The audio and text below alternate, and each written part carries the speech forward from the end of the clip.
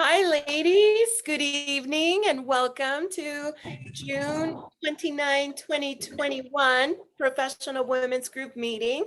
Thank you so much for making time out of your busy day to be here in community via Zoom. I love seeing your beautiful faces. So if you have a chance, please turn on your camera so we can see you. And now I'm going to turn it over to Irina, who's going to be doing our mission statement. And Amber, if we could put the mission statement up, please. And if you can, please put your, yes, put yourselves on mute, please. All right. Okay, hi everyone, happy Tuesday. The Professional Women's Group mission statement is, the PWG comes together to network, encourage, support, and inspire each other to thrive in the workplace and in life. We're committed to creating a welcoming environment where we refrain from judgment. We treat each other with dignity and mutual respect. We're open to the possibilities and ready to have fun.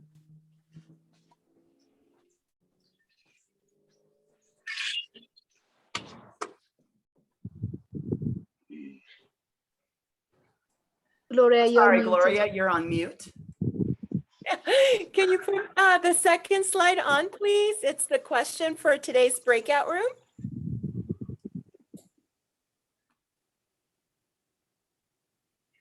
There we go. Irina, go ahead. Okay, so the breakout room question will be or is, who has been the most positive female in your life? And we're gonna go ahead and discuss that for about 15 minutes.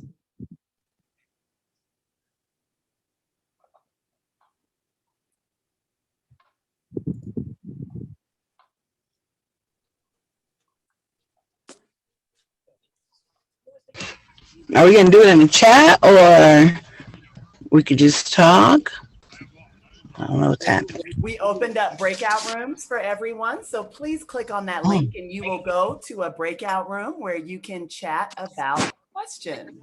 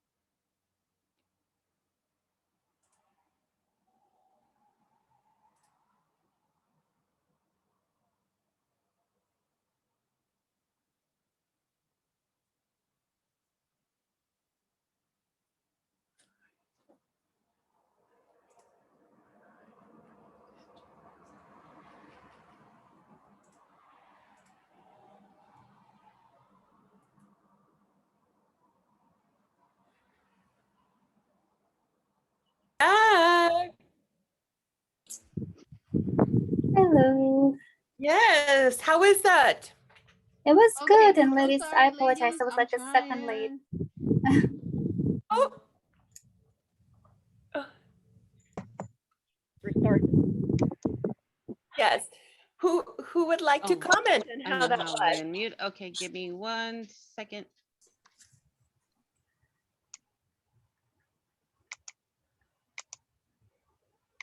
Anyone would like to comment?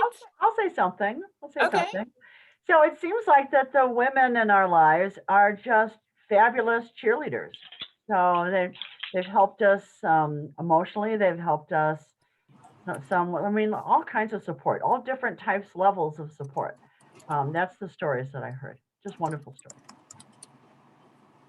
Yeah, anyone else? It seems like that most of the women that are important to us is our grandmas. Most of us is our grandmas. So I know the one young lady that was in our group, Christy, she had, hopefully Christy will talk, but a friend of hers told her that she didn't have nobody to look up to herself, to be the role model. So that was really good advice. So hopefully Christy will talk. She said she is very joy dress in January. But I thought that was really good that someone gave her that information. That's really good. We could pass that along if someone doesn't have a role model. Look up to yourself, be your own role model. Well, that is lovely, right? We definitely have to rely on ourselves, right? And ultimately we're responsible for ourselves. However, we need other people in our lives, and we definitely need the love and the support of other women. And it's so important. And hopefully in those stories that you all shared about that important woman, even the woman who said, look up to, you be the role model, she gave some support and love, right? So we all need that. So something to remember as we're interacting with other women is what kind of women do we want to be? Do we want to be the kind of woman that someone will talk about us in a positive way in a chat room somewhere, right? Right. So wonderful. Well, thank you so much, ladies, for participating in that. And I'm going to turn it over to Iman, who's going to introduce our guest speaker. Good evening, ladies. It's so nice to see all of you today. Today, I have the honor to introduce to you Sydney from Citrine and Limited LLC, is a coaching and consulting firm founded by Sydney Jackson Claxton. Sydney is a leadership development coach, public speaker, trainer, and retreat coordinator. Sydney is an impact-driven entrepreneur who values using business as a tool to cause transformation and make a difference in her community. Please help me welcome Miss Sydney. Hey everyone, thank you so much for all 50 of you who are on here right now for being here. I know that there are so many things happening in our lives and you all could be anywhere right now. So I so appreciate you. And thank you for that lovely introduction, by the way. It feels weird and also really nice to have someone edify you. So thanks, I appreciate it.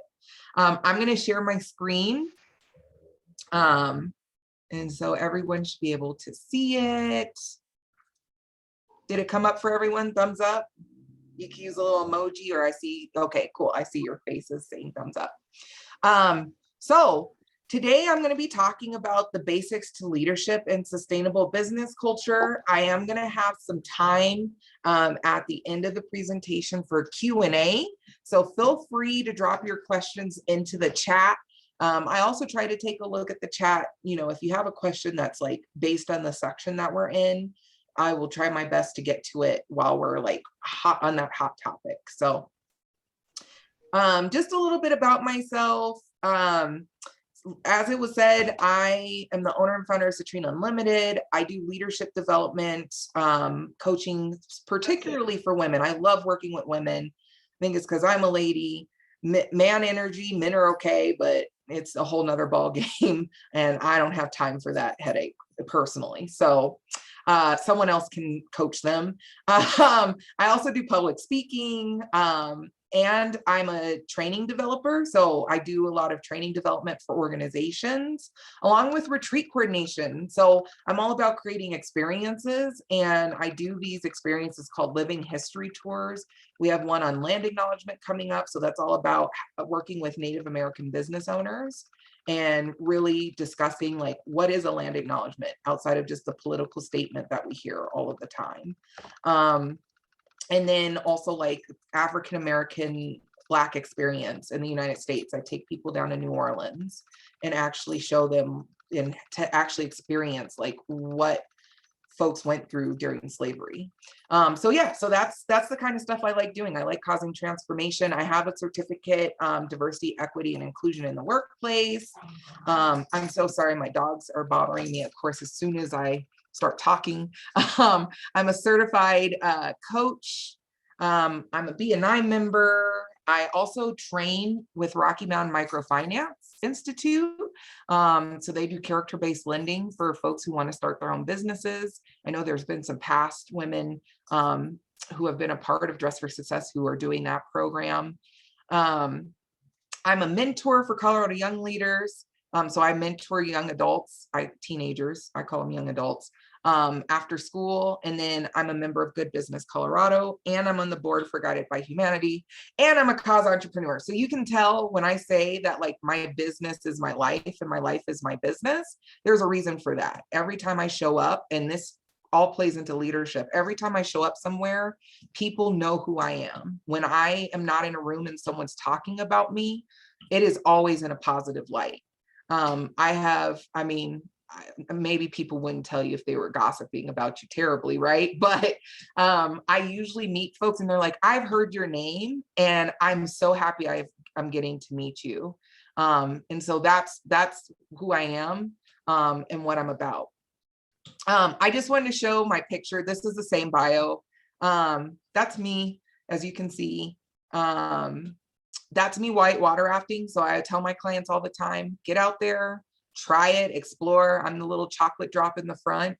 I'm going down the Colorado River, love rafting, love fly fishing and being outdoors, which is funny because the rest of my family hates being outside.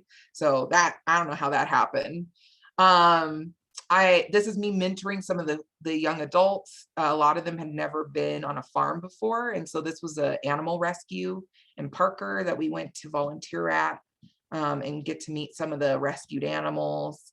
And then I like to say shit happens. Okay, this is me stuck in a bubble. I like trying things. And I say this to my clients, like, things don't always work out.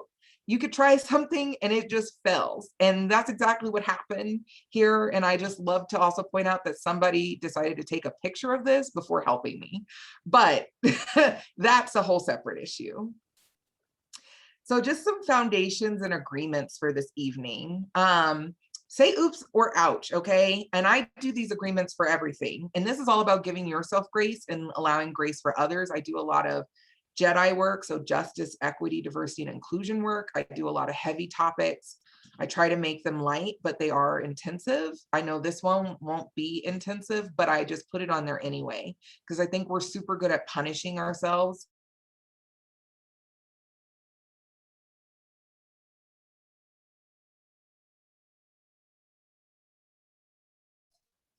Oh, Sydney, I think you froze. Talk about it there or after the class another time. Or if someone says something that's offensive to you, say ouch.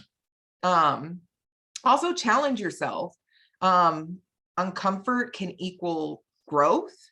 So if they call them growing pains for a reason, I'm just going to say that. If you've ever grown without some kind of pain, let me know your secret because you're a superhuman. Thank you. And then take space, make space. I want to hear from you. I want to hear from you in the chat. I want to hear your questions, but also be cognizant and pay attention to if you're speaking a lot and let other folks who maybe need more time processing or might be a little quieter, give them some space to answer. So maybe hang back a little bit. And then if it's just like awkward silence, I love getting to that stage of awkward silence. That's when jump in, start saying something. So the objective today, we're going to learn about creating a sustainable business culture. What the heck does that even mean? And then also discovering what's the servant leadership model. And I'm just really curious, have any of you heard of, and you can drop it in the chat or use your little emoji thumbs up. Have any of you heard of a sustainable business culture or business regarded to in this way, or servant leadership model? Awesome. This is going to be a new topic for like almost everyone. Cool. All right. I like that. No one should be bored then. That's what that tells me. So what is sustainability? Simply put, sustainability means that you're meeting your own needs without compromising the ability of future generations to meet their needs. In addition to natural resources, we also need to look at the social and economic resources as well. And so a lot of times people think of sustainability just as the environment, right? Like I recycle and I do this. But when you break it down, the concept, it's called the triple bottom line, the environment, the economy, and socially, like how you treat people, how you talk to people. You can look at that in regards to your business or to you being a leader. You know, how are you treating essentially the folks around you? What does that look like?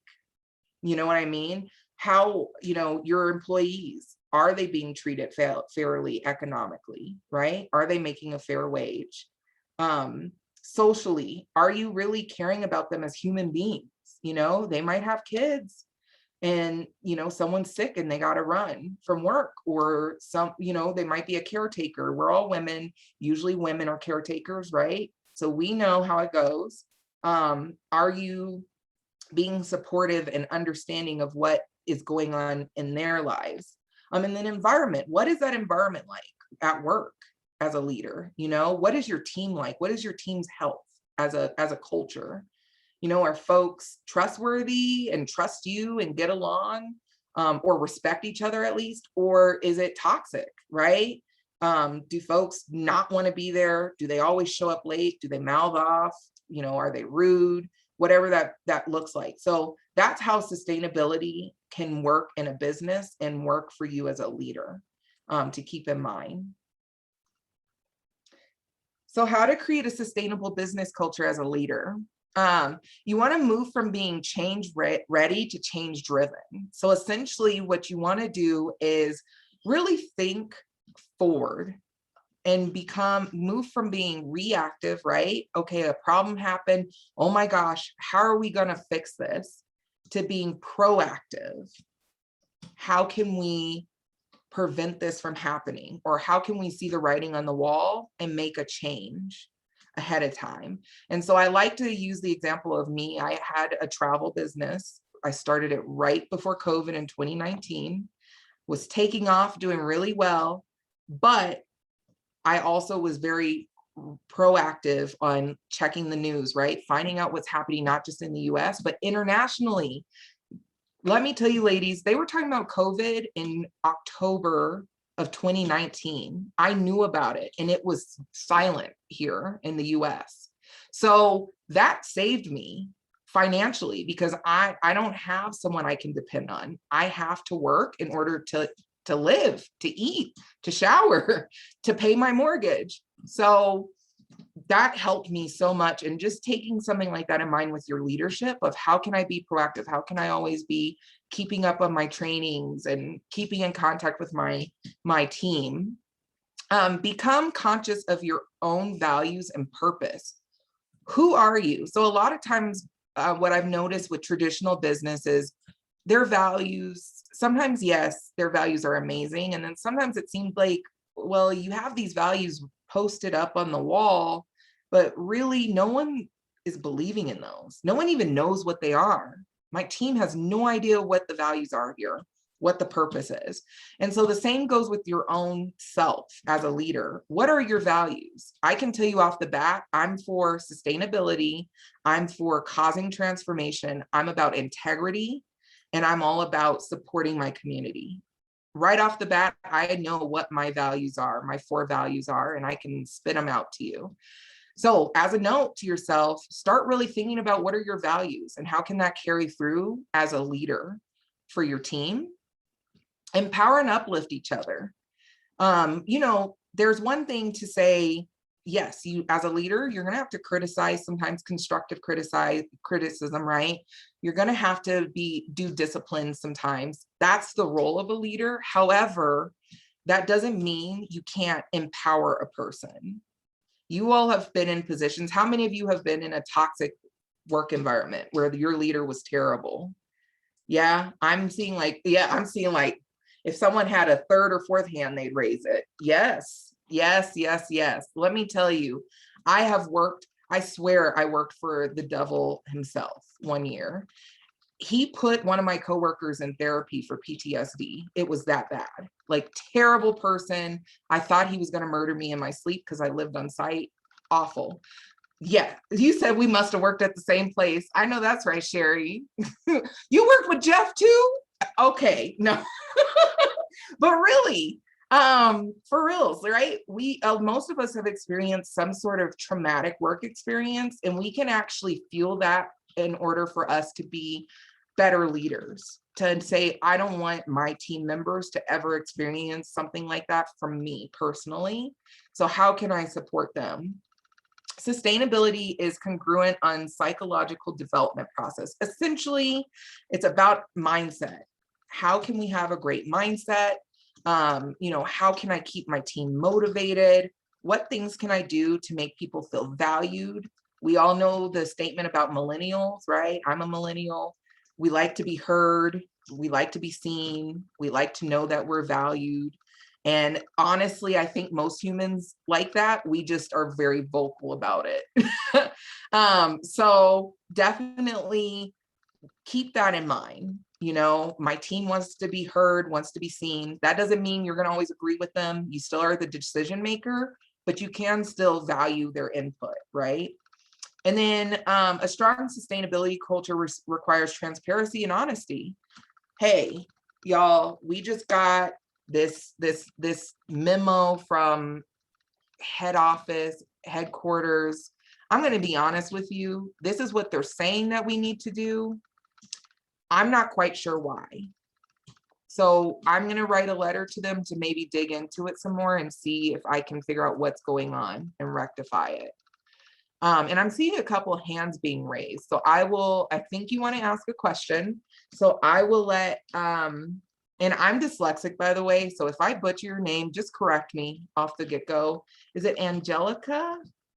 Angelise? I'm sorry. I'm terrible. Gloria, you might have to help me read names. Yes, it's Angelica Santa Cruz. Angelica, would you like to ask your question? Actually, Gloria, I was just kind of raising my hand and saying that I've worked in a toxic environment. So I might have confused those. Thank you, ladies, for clarifying. Oh, yeah, no worries. Thank you. Yes, Susan, no problem at all. Is it the same for you? Susan, did you have a question?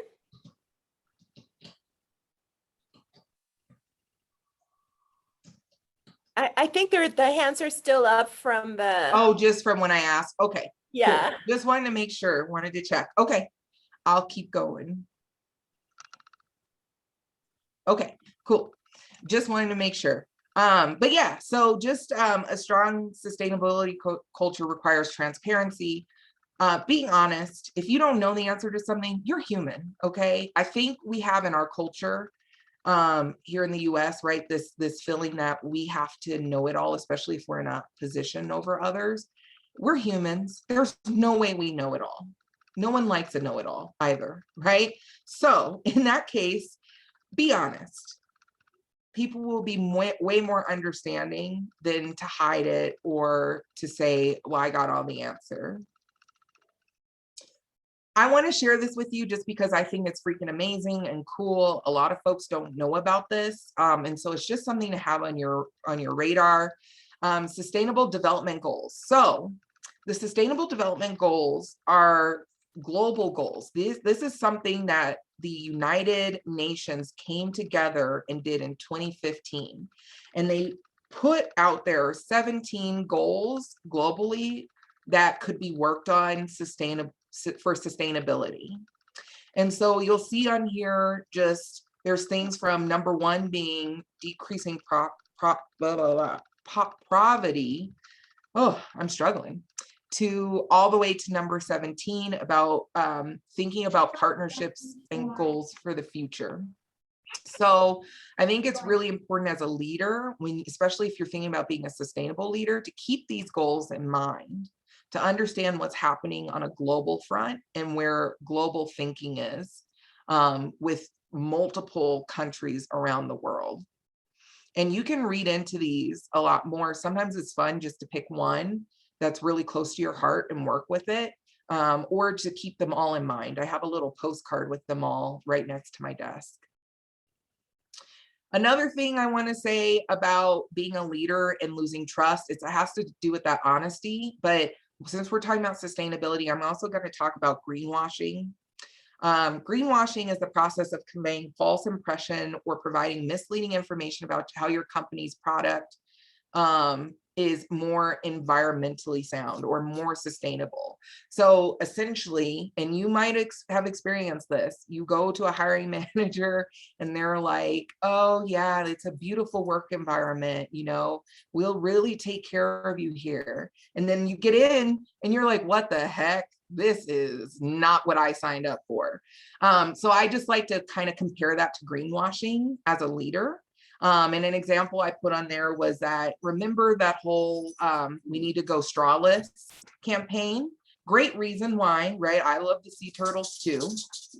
So wonderful reason why.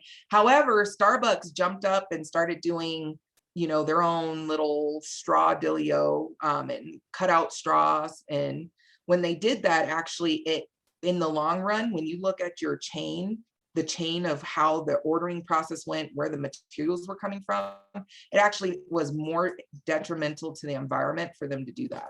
And that's why they quit doing it so quickly. So making sure when you're doing, when you, as a leader, you have great intentions, right? We can all have great intentions, but it comes down to that impact, right? What actually is happening and reassessing that. And that's why in 2018, you might have only remembered those cups being out for like a hot minute, and then they were gone because they realized, after also getting feedback from the public, that their impact was not what was intended. So what is servant leadership? Servant leadership is a leadership philosophy in which the goal of the leader is to serve. This is different from traditional leadership, where the leader's main focus is thriving, is a thriving of their company or the organization. So traditional leadership is very much more about the bottom dollar, right? Is this going to make us money? If it's not making us money, I don't want to hear about it. As where servant leadership is looking at the bigger picture and overall, how is everything working? How are we all working together? And I'm going to have to stop sharing just for a second because I need to turn on my sound so that we can all hear this video together.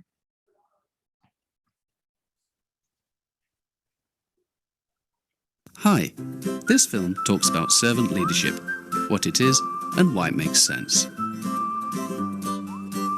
Servant leadership is a tried and tested leadership approach that's about creating a shift from managing for results to designing environments that create results. Robert Greenleaf coined the phrase servant leadership in the 1960s. Is self-interest with service to others. Servant leadership is about influence rather than power and control, focusing on others' strengths rather than weaknesses, listening rather than giving orders, and long-range benefits rather than short-term profits. Servant leaders demonstrate a range of 9 key attributes. The good news is that all of these can be developed. Listening, self-awareness, foresight, empathy, persuasion, stewardship, healing, conceptualization, and building a sense of community. Servant leadership is about transformation and future focus. And adopting its leadership principles complements agile ways of working really well. The nature of work in the workplace has changed drastically. Our leaders need to change too. In order to continue to maximize delivery and customer value, our leaders need to demonstrate an ability to adapt. According to the Economist Intelligence Unit, the top 3 emergent leadership requirements are ability to motivate, ability to work well across cultures and geographical boundaries, and ability to facilitate change. An effective servant leader would demonstrate these by role modeling collaboration, accountability, and demonstrating innovation, emphasizing the importance of embracing and applying new knowledge at an individual and team level, and encouraging novel approaches and ideas. New demands are being made of leaders at all levels. The world's leading lean and agile thinkers together articulate 8 core competencies that they believe will differentiate leaders of the future. And these are innovation, strategic, excitement, tactical, communication, production, consensual, and delegation. So, in summary, servant leadership is an attractive, effective, and proven approach that should be the choice for those interested in transformation at an individual and organizational level. So if you all want to rewatch that video in the future, it was just off of YouTube and it's called What is Servant Leadership? And I shared that because I'm going to go in more depth on what was said, but I like how it gives a really nice overview. I'm also a visual person, so I thought it'd be nice to have little cartoon drawings to help us visualize it, help me visualize it, I should say. Hi, this film. So another visual too on traditional leadership versus servant leadership. As you can tell, traditional leadership is this top-down approach. I'm curious, drop into the chat a why if currently you all are doing, actually do this, type the word T if you currently are doing traditional leadership with your team, or that's what you're more familiar with, as where servant leadership is about empowering your employees. So the folks who are usually at the bottom of the pyramid are actually at the top. Because they're honestly, they're the ones that make the money for everybody at the top to get rich. I'm just going to say it like it is. So if you have used servant leadership, drop that in the chat. So T for traditional, S for servant leadership. Oh, I'm getting some T's. Oh, a T and a sad face. I'm sorry. I know. Oh, there's a mix. And are some of you surprised to hear, and come off mute, feel free to come off mute, maybe one or two people. For those of you that put servant leadership, are you surprised that that's what it's called, or that it's actually being named? Or did you know already what it was called?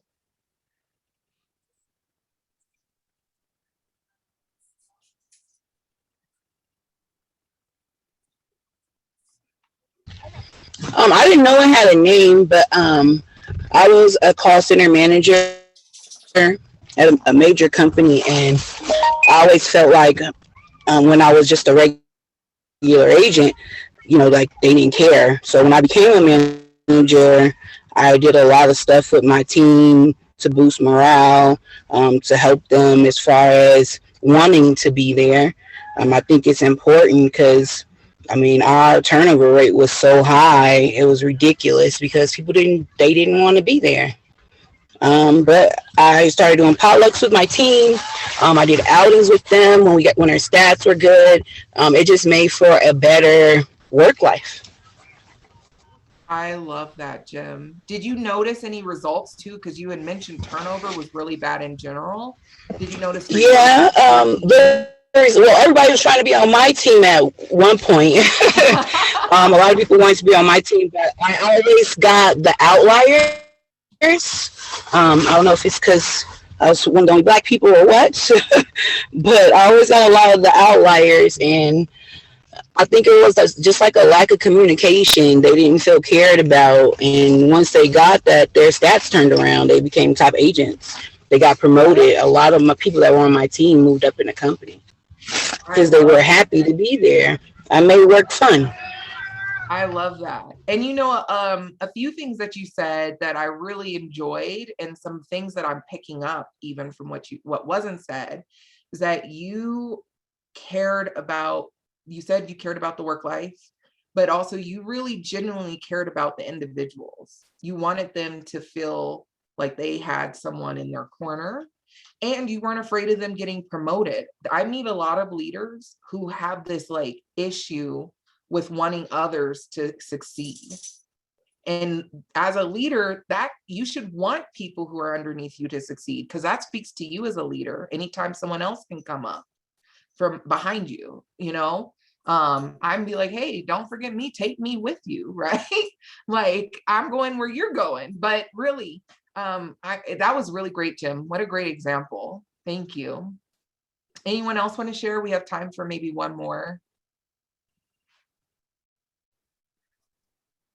There's one in the chat. Okay. By Kimberly. She says, I'm not sure. My direct manager seems to be more of the servant leader. I feel like I drive in my job. I think she meant thrive, maybe. He leaves it up to me to learn and to grow in my position. Nice. Mhm. Yeah, that's nice. And to me, that also says that you're not necessarily being micromanaged. Sounds like maybe, and I'm just getting, right, this is just text, but I'm kind of picking up that you can come to your manager for support, but you're also left to your own device to just get your work done. You don't have to have someone, you know, staring at you all the time. Oh, how many of you have been micromanaged before? Thumbs down. Yeah, raise hand, thumbs down, whatever. Yeah, it's the worst. I have been too. It is terrible. I'm like, don't you have a job to do? Your job cannot be to just watch me do my job. Get out of here. So once again, those 10 principles to servant leadership, I know the video only says 8. They've come up with a couple others. So there's listening, empathy, healing, self-awareness, persuasion, conceptualization, foresight, stewardship, commitment to the growth of people, and building community. Do we have, Gloria? I'm sorry, I'm not keeping very good track of time. How much more time do we have? That'll determine if I do this break or not. You have about 20 minutes, 25 minutes. Okay, so I'm gonna forego the break. I'm so sorry. If you need to go grab, go to the potty, grab some water or something, feel free to. Normally I have a little break here, but I'm getting the info in. So active listening, I'm not going to play this video, but active listening is the heart of servant leadership. If a team member's talking, give them your full focus and attention. Interruptions aren't allowed. So you might be right in the middle of them. They might say something and then you're like, oh, but no. Like, don't cut them off. Let them finish their thought. If you remember what you needed to say, guess what? You'll say it. And if you don't remember it, guess what? No big deal, because it will come back to you later or it won't. And then maybe it just didn't need to be said anyway. So make sure you're actively listening, because people can tell when they're distracted. How many of you have gone to dinner or had a friend come over and they're addicted to their cell phone, or even, kids or whatever? They're always in their phone. It's like, why are you even here? Like, this isn't fun. You're not even paying attention to like our relationship together. So same thing with your employees or team members. Empathy, goes a long way as well. It's all about figuring out what makes your team members tick. So I'm so sorry, my dogs just decided to play right when I'm presenting. What makes people tick? Learning about people's strengths and weaknesses. And in our culture in the US, we're so used to, oh, you're not good at math. Well, guess what? Go take 15 math classes, right? Like, struggle through it. Oh, you're not good at like spelling. I remember as a kid, I wasn't good at spelling because I'm dyslexic, which they didn't want to test me for, but my mom kept insisting on it. What they told her is, she's just lazy. She's a really good student. She's lazy. She doesn't want to do spelling. That's not the case. So then my poor mom's sitting there trying to buy me Hooked on Phonics and all these other programs that just wouldn't work. And she's like, no, something's wrong. Like, this isn't normal. This isn't right. And I'm dyslexic. So same thing with your team members. There might be a gap where there's a weakness. And it's not to say you can't improve, but how much better is it to focus on where your team's strength is, to actually put someone in what people are calling their genius zone, right? Where they're just so great. Like, you know what, Dan, you're really good at talking to customers. If it's okay with you, I would like you to be point on that, and maybe help train the rest of us on how to talk better to customers, to make Dan not only feel valued, right, but actually help him uplift other people, or maybe there's Karen. Karen's great at creating posters in Canva, right? okay, well, Karen, do you mind doing the posters and maybe training us on how to do posters like you so that we don't always have to depend on you, but we know you're a rock star. Like how can we make other people shine in that area? Or do you like doing it? Do you mind just doing it for us? So having those kinds of conversations. Healing. We already talked about traumatic work experiences. A lot of us have had them. So you have, and I put in bold, underline the privilege. When you're in a leadership position, I feel like I'm like, what's his name? Spider-Man's uncle, where he's like, with great power comes great responsibility. For reals though, when you're in a leadership position, you have a great responsibility. You have a privilege to help your team. So if your team allows you to help them heal from past traumatic experiences at work by you not repeating what's happened in the past, do it. I remember I started working for Rocky Mountain Microfinance Institute part-time, and there was an event where, you know, I had to purchase something, and everywhere I had ever worked before, they had made me use my personal card and wait to get reimbursed like months. And so I was used to it. And so my boss, he's like, well, how did you pay for this? I'm so sorry, I didn't think of that. And I was like, I just used my personal card. And he was like, oh no, like that was not supposed to happen.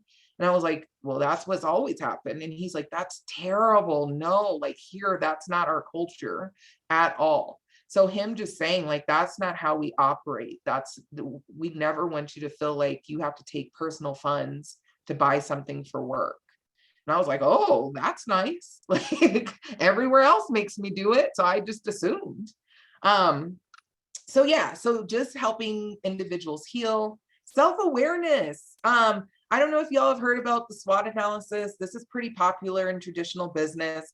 I think it's great for you as a leader to do your own SWOT analysis. So you can understand what are your own personal strengths, what are your own personal weaknesses, what are the opportunities, where are some areas for growth, right? And then what are the threats? So what are some of the characteristics about you that are harmful to your team? So for example, I'm a microwave processor. I call folks microwave processors and crock pot processors. I'm like, let's get it done. Let's get it done. Let's go, let's go, let's go. And as a leader, I've had to realize that I cannot do that to folks who are crock pot processors. Like that's not fair. That's a threat to not getting to hear their ideas, right? Like to making them feel devalued, to really just damaging a relationship. So I put that in the threat because it was so blaring to me. Like, whoa, like you got to slow down. Give people time to think. Persuasion. Persuasion's all about charisma. This video was just talking about, well, are you born with it or is it something that can be learned? To sum it up, there are some folks who are born with charisma that are just charismatic. They're funny. Usually we see it with comedians, right? Or politicians. However, it is something that can be learned, you know, learning how people psychologically will work, learning other people's learning styles. You might have even done one of those tests before, like the Briggs-Meyer or a color test or anything like that. Those things help teams to learn about each other in the way that they learn. And then that gives you as a leader, if you can learn how to read those, insight, persuasion on how to talk to your team, on how to win them over and make them trust you.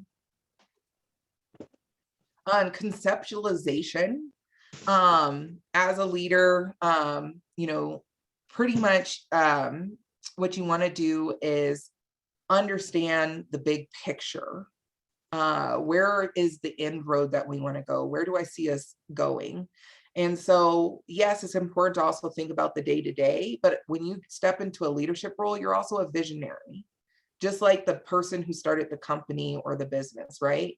Like they had a vision, and now day-to-day, everybody works to get to that vision. And so as a leader, it's that just on a smaller scale. Like you have a vision, you have a goal, it could be monthly, quarterly, yearly. How are you going to get there overall, day-to-day?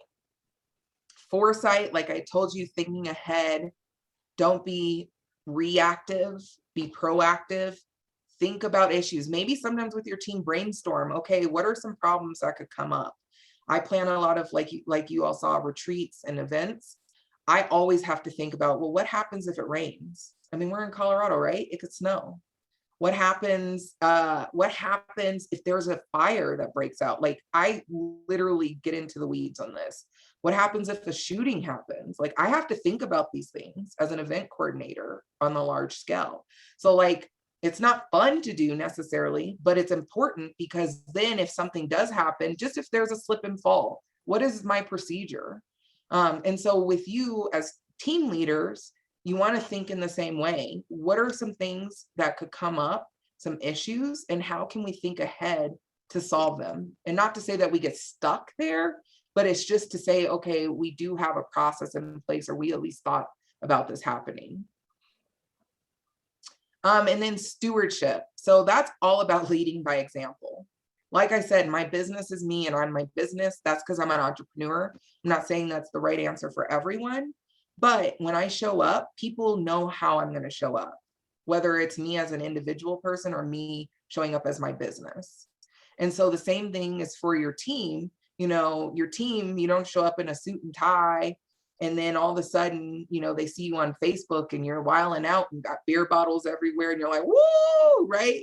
Like, that's two different messages. And I'm not saying in private you can't do what you want to do, but there is two different messages being shown. And so it's important to make sure that your team sees you show up. And then commitment to people's growth, you know, so no pigeonholing others. You know, you want others to grow, to learn. You can see this through continuing education stipends, maybe requesting that from your organization. Hey, we need training. Team member reviews, so doing reviews or doing check-ins, right? Supporting new ideas. You know, maybe not every idea comes through, but just being supportive of the fact that folks are generating ideas, because in the end, it makes the organization more money. Honestly, it does. And then building community. So I really like how Jim had talked about potlucks. Like, we would just get together and have a potluck every once in a while. You know, we would, you know, during work, take a quick break and all go for a walk to get up and get some exercise and get out of our desk chairs. That kind of thing. And that's it. That is the end of my presentation. Sorry, I blew through that pretty quickly. I know it's a lot of information, but this is being recorded. So yeah, any questions for me at all? I think we have a little bit of time for some Q&A. So feel free to either drop in the chat or to come off unmute.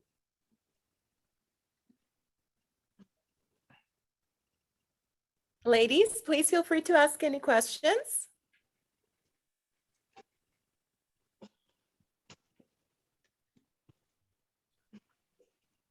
I could just say, probably could be a question or a comment. Okay. But thank you so much for this presentation. Although we met in our chat room, we didn't know you're going to be a presenter.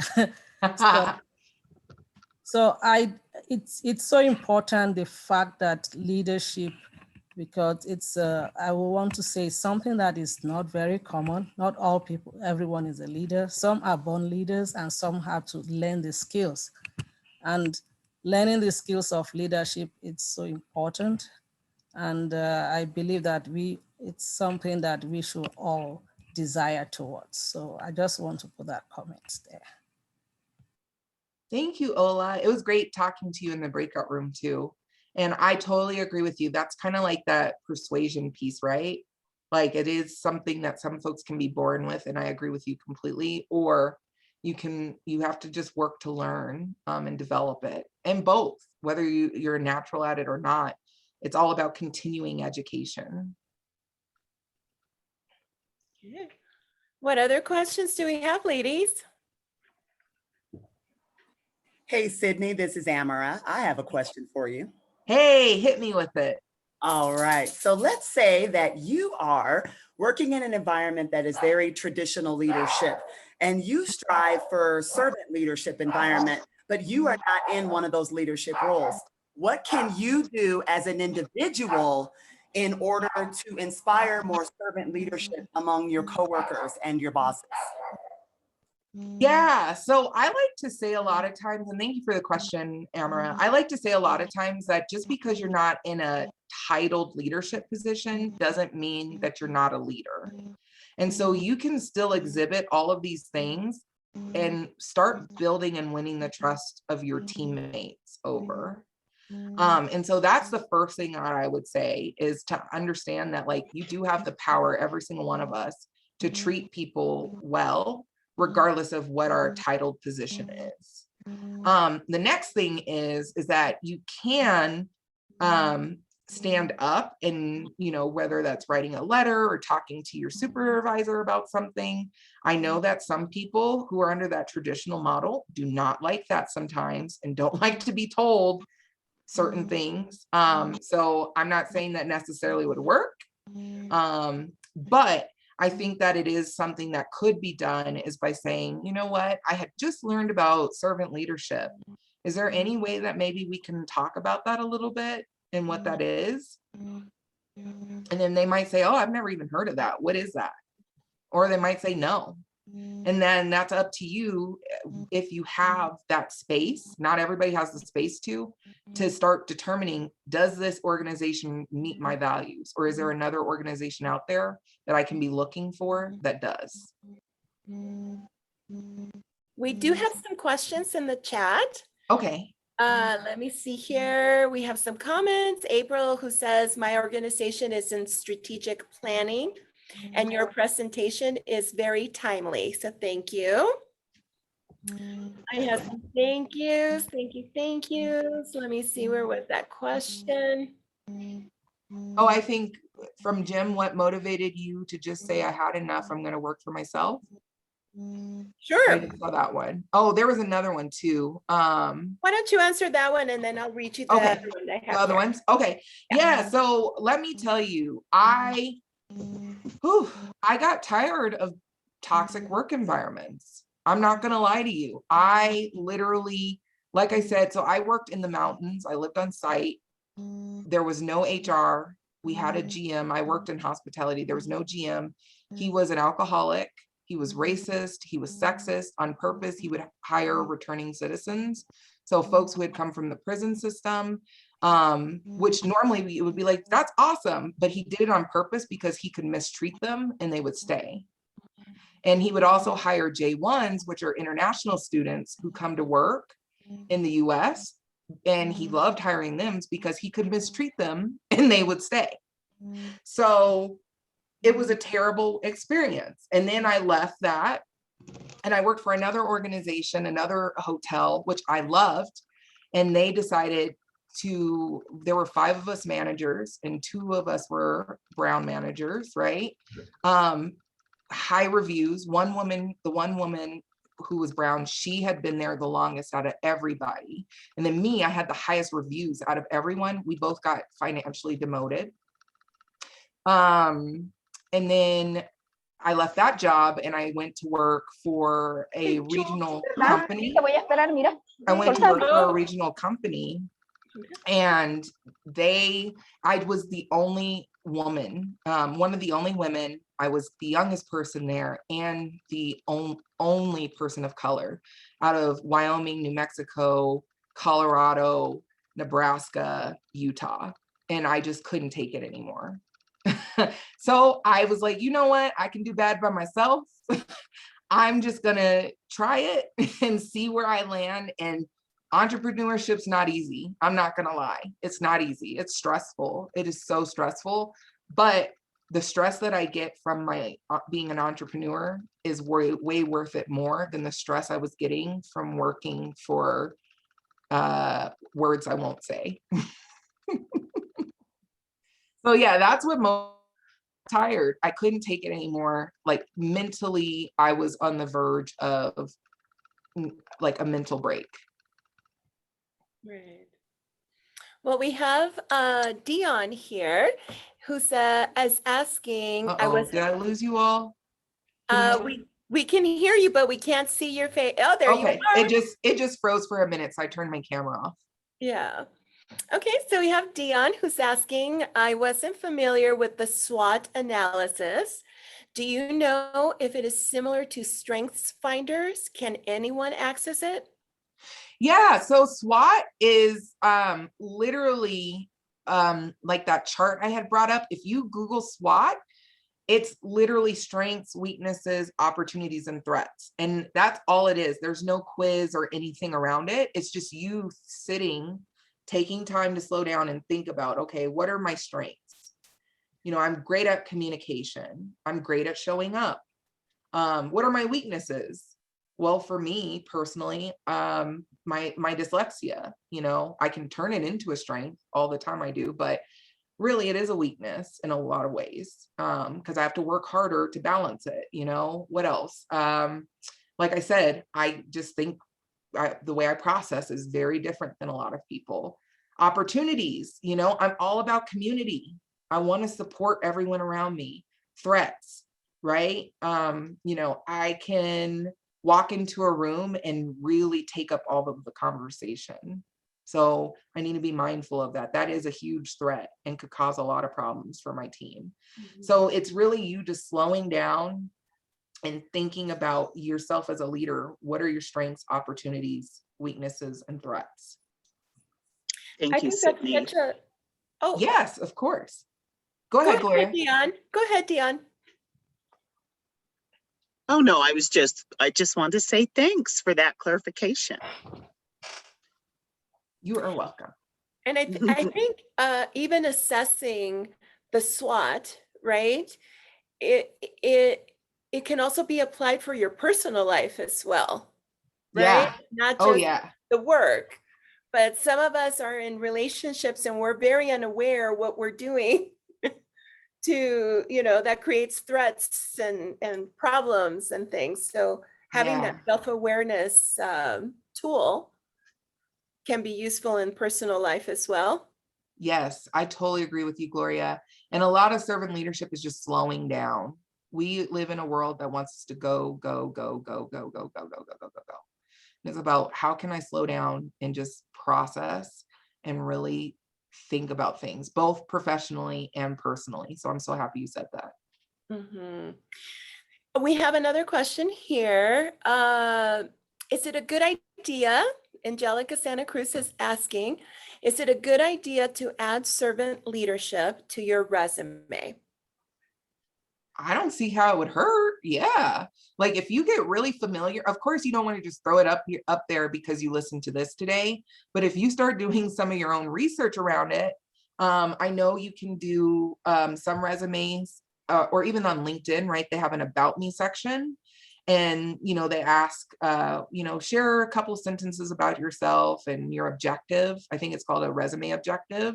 You could totally make a statement and say, you know, I lead with a servant leadership style, or whatever. I don't think that would hurt. I would think that would actually be a topic of conversation during your interview process. All right. I really, let me see here.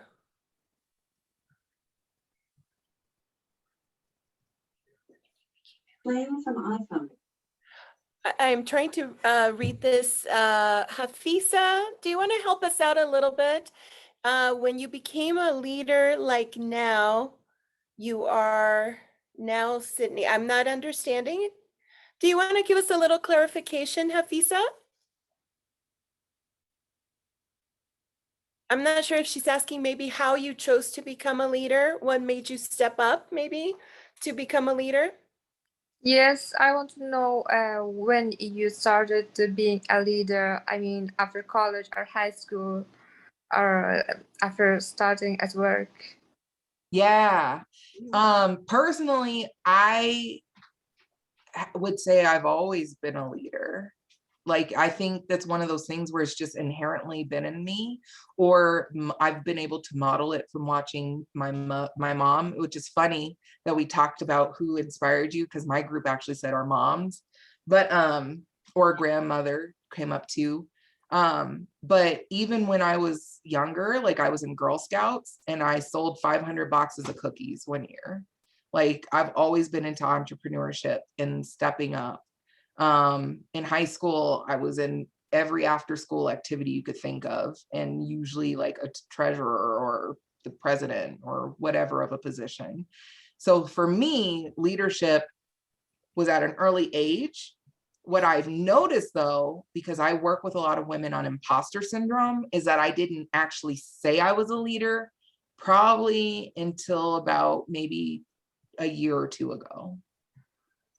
I just didn't feel like I was a leader, even though I had managed teams, right? And had been in actual official leadership roles. I just was like, oh, I'm a fraud, like whatever, it doesn't matter. But now that I've worked through a lot of my imposter syndrome, I can say that I've been a leader most of my life. It's just looked differently as I've grown. That's great. Thanks for the question. What advice would you give women who don't consider themselves right now, who are listening to this and don't consider themselves to be leaders? How would you guide them a little bit, either in recognizing areas where perhaps they've already, like you said, you've been, you were part of school leadership, you were doing leading teams, but you hadn't recognized it.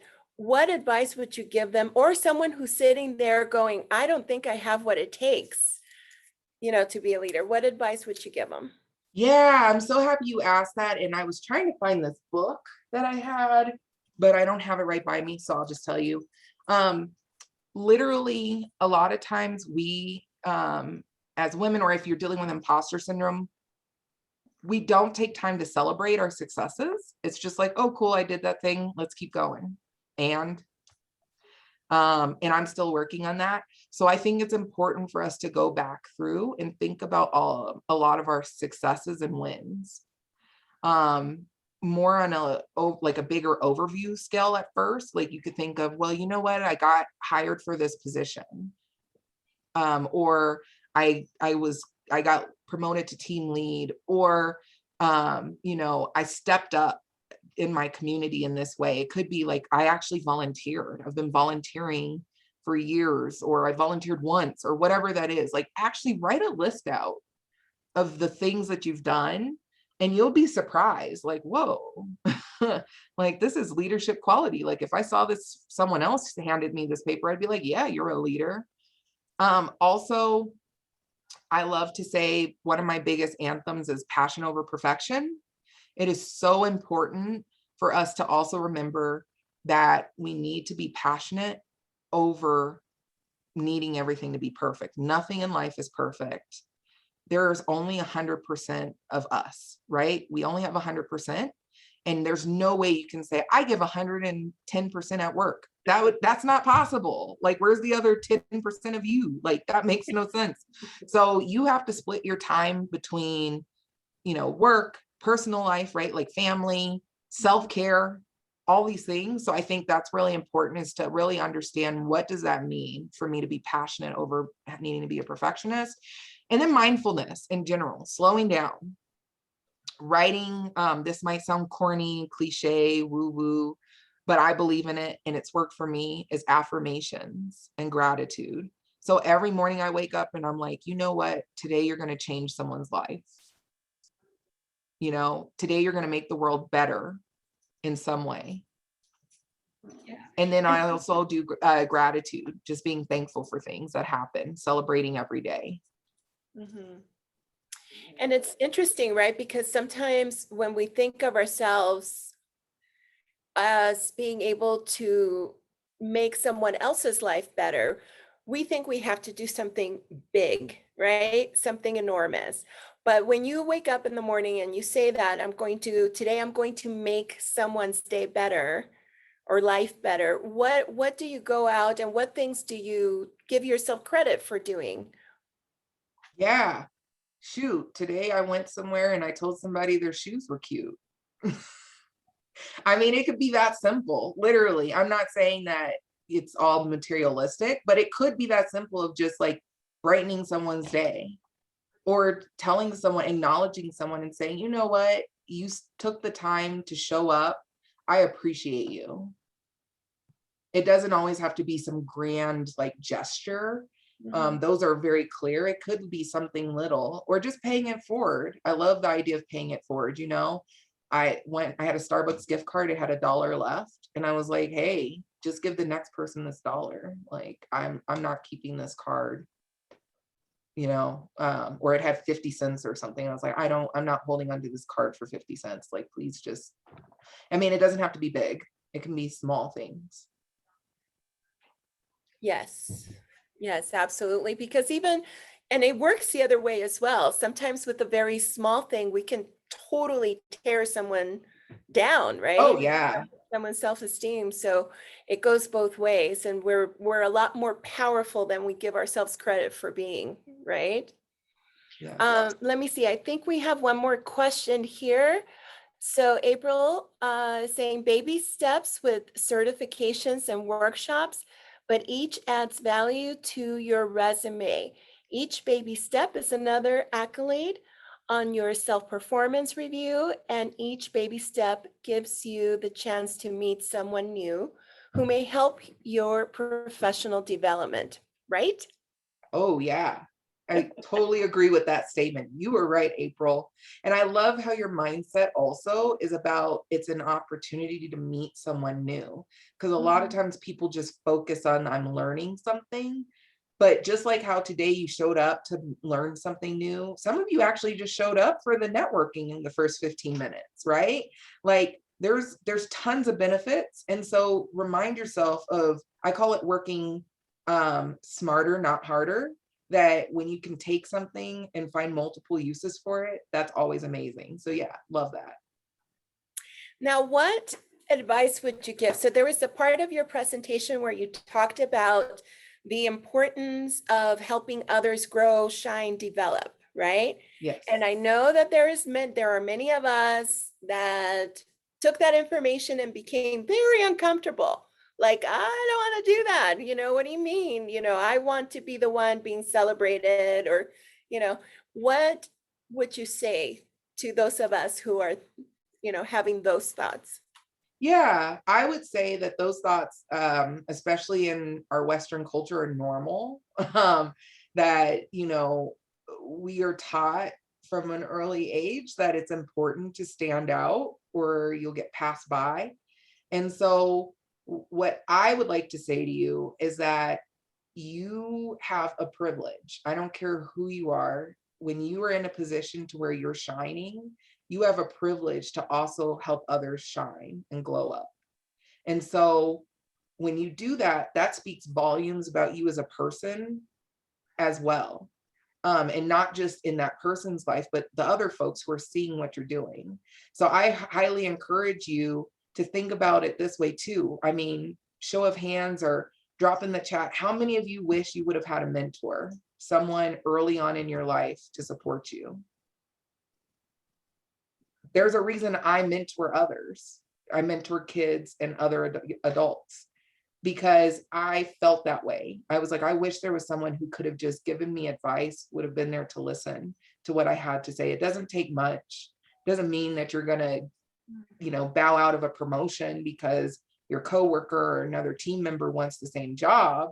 It means, oh, you're going for it too? Good luck. And genuinely meaning that. Very well. All right, we have time for one more question. So ladies, if you have one more, if someone has a question, please feel free to unmute yourself and ask. Okay, going once. Can I ask? Yeah, go ahead. Hi, I worked for a university hospital. I worked as a regular, I started with a regular job, but by being a good customer service representative, I represented the hospital, the department where I worked. They gave me a lead position because I step in and do what's supposed to be done, even if others didn't want to do it or don't want to do it or didn't like or didn't feel comfortable doing it. for me, a job, it's when you choose to do something, you have to give it 100%. You have to give it your heart. I don't have that strong personality, but they give me the position of a supervisor, which it's I was doing more than a supervisor. I was doing a manager's job. I was doing payrolls. I was doing orders, anything you name it, I did it. And I'm too nice, but I do the job right. I follow the rules, even if it's hard for me sometimes to do stuff, but I do it because it's a job thing. I wanted to know how to become a leader. For what I did, for me, it wasn't a leader. Even in another job I took after that, as a coach, I volunteered for my kids' sports, and I start as when nobody shows up. I just lead that group. I just play whatever sports they are in. I just start start doing the steps with the kids and playing with them and do the job. And they give me the lead job position as a coach, as a head coach with Denver, with the parks and recreations. And but I still don't think I'm able to do the job as a leader, even if they give me the job as a leader and I do it right. What steps can I take to feel in my heart that I'm able to do that position? If I know I'm doing it right, I know I'm doing it 100%, but it just in my heart, I don't feel like I'm in that position. I still have that not 100% in that self-esteem. Oh, sorry, go ahead. No, it's okay. Just well, I was gonna say, Fatima, definitely look up imposter syndrome, because multiple times during your statement, and I want you to really slow down and think about this, you said, well, I showed up as a leader. So you actually yourself said you were a leader at the same time while denying that you're a leader. And a lot of times that has to do with the mindset. Like I was saying before. Oh, go ahead. I saw you on mute. No, it's fine. It just it's not that I find myself in that position, but I have to do it because I love to do what I do. Any job I put me in, I can do it the right way. I can do it the way it's supposed to be done. Even be leading, I find myself, I have to do it because you work with a group of people who no one wants to do that job. No one wants to take responsibility. But if I'm a part of that team, I have to support that team. I can manage the team. They gave me a team of 34 people and I managed it. They put me in a class. I took a leadership classes and management classes. It supported me very well. And even if I have like 30% of the people with me at work didn't want me to succeed, but I still succeeded by doing it the right way. Mm-hmm. But it just in my heart, as I said, that self-esteem, it's still not at that 100%. The job, it's at 300%, but the self-esteem is not there yet. Yeah. Like I said, look up imposter syndrome, and a lot of that mindfulness does come, or a lot of that self-esteem does come from mindfulness. So taking time to actually sit down and be like, wow, I showed up and did this today. Like, I'm a rock star. Sometimes you should I talk to myself sometimes. I know my boyfriend's like, are you okay? Because I'm like, you are a bad mama jamma. Look at what you did today. Like, I literally stand in the mirror and tell myself that sometimes, because who else is going to do it? So I think for you to help with building self-esteem, it does come to starting to look at mindfulness practices, which there's tons out there. I mean, that could be a whole nother session on mindfulness, but really looking at what have you achieved, and then also telling yourself, like, I am a leader, like I am showing up. regardless of what your brain's telling you, regardless of the pushback that you get at first from your mind. Because over time, it's you rewiring yourself. Because right now you're in this cycle of, nah, I'm not a leader. No, I'm just doing it because I'm supposed to. Like if everybody else would just show up and do their job, they'd be in the same spot. That's what it sounds like's happening. But what it needs to sound like is, you know what? You did some stuff today that nobody else wanted to do. You stood up and you made a difference. You're a rock star.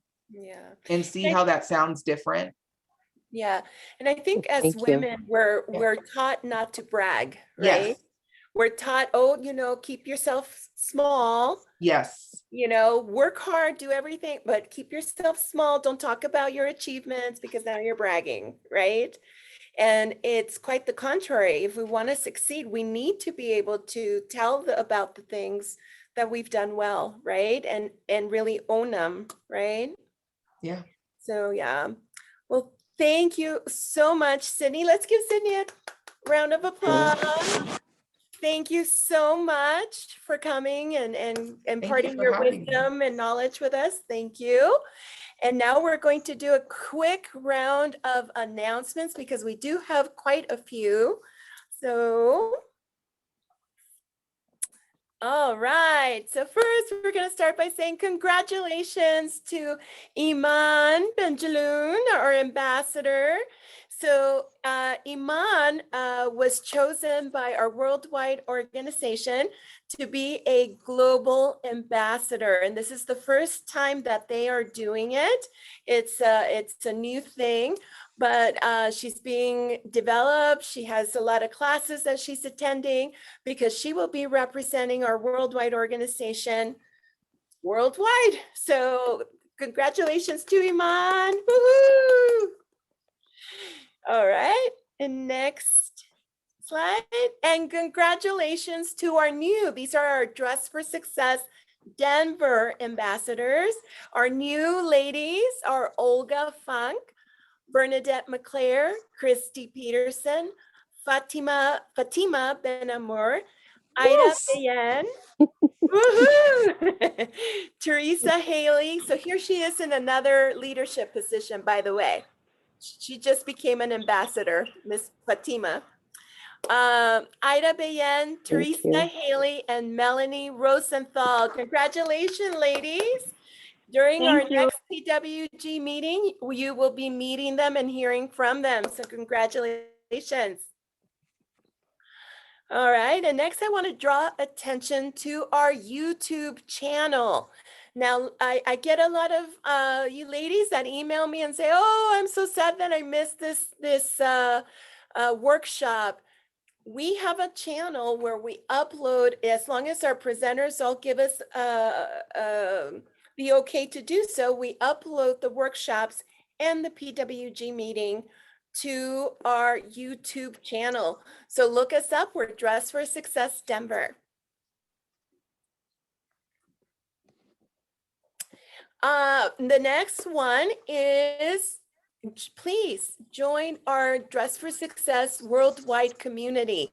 This is an amazing, it's like Facebook, but it's our own Facebook for worldwide. And they are doing some amazing things. I know that this Thursday, they're going to have some ladies from Louis Vuitton that are going to be doing a presentation. I know that they've had people from Michael Kors and Apple, and they have just some amazing heavy hitters. So please join the global community. You can make friends from all around the world. You can attend these workshops by world-renowned people and take advantage of some of the special programs that Worldwide puts out there. Also, if you would someday like to be a global ambassador, this is a good way to start putting your name out there and having them see you, that you're active. Okay. This Thursday, June 3rd, from 4:30 to 5:30, we're going to be having our regular group meditation with Kelly Arnold and yoga. And that invitation will be going out tomorrow.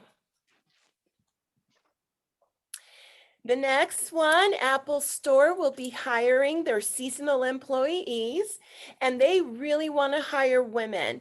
Women are, we are a minority in the technology field. This is a great way if you are passionate about music, art, photography, fitness, games. The Apple Store is for you. And they will be talking about the opportunities that you can have in this role with them at the Apple Store. The presentation will be happening on Thursday, July 15th from 10 a.m. until noon. And you'll get that in your email newsletter tomorrow. Coupons. Okay, so we have been doing every second Saturday of the month is our donation day. And we want you ladies, when you come to redeem your coupons, to have it be when we have the most selection of goodies. So we are making the Thursday after donation day our regular suiting evening. The date to redeem your coupons for both this meeting, which you get 3 items, and for the procrastination, how to destroy procrastination, where you get 1, will be on July 15th from 4 p.m. to 8 p.m. No need to make an appointment, just show up. Now, I was very happy to hear that a lot of you wanted to volunteer for this evening, and I would love that. Please email Amara if you would like to volunteer that night. You can come even a little earlier, get your clothing done, and then be of service, step into a leadership position and be of service to other PWG members. This is a great opportunity to have to make friends too, right? And to meet other women. So, and Amara's email is denver@dressforsuccess.org. Okay, our next one, our pop-up shop, our sale is coming up, so get ready. Please tell your friends if you have ever been to our sale. It is amazing. If you haven't, oh my goodness, ladies, you're in for a treat. We have amazing things, many a times tags still attached, and we sell things for very, very cheap. I know Sydney has taken advantage of that. And the PWG shopping day will be the Saturday on July 31st from 10 a.m. until 2 p.m. So please tell your friends and come shop.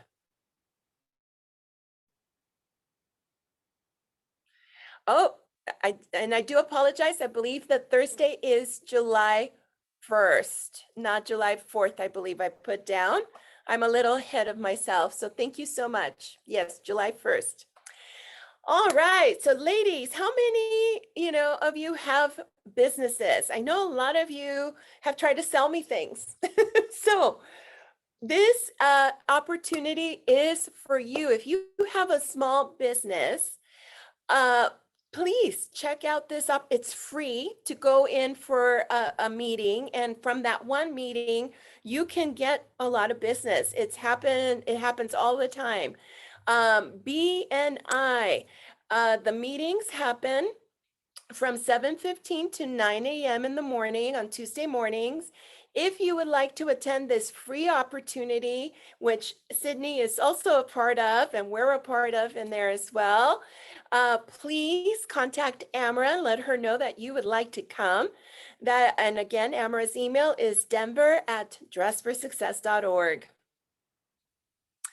All right, and that concludes our announcements and our meeting. And so, ladies, I want to say to you all, I miss you so very much. I miss seeing your beautiful faces face to face. I miss giving you hugs. And ladies, we go forth with courage, confidence, and belief in ourselves. Sydney, thank you so much for an awesome presentation.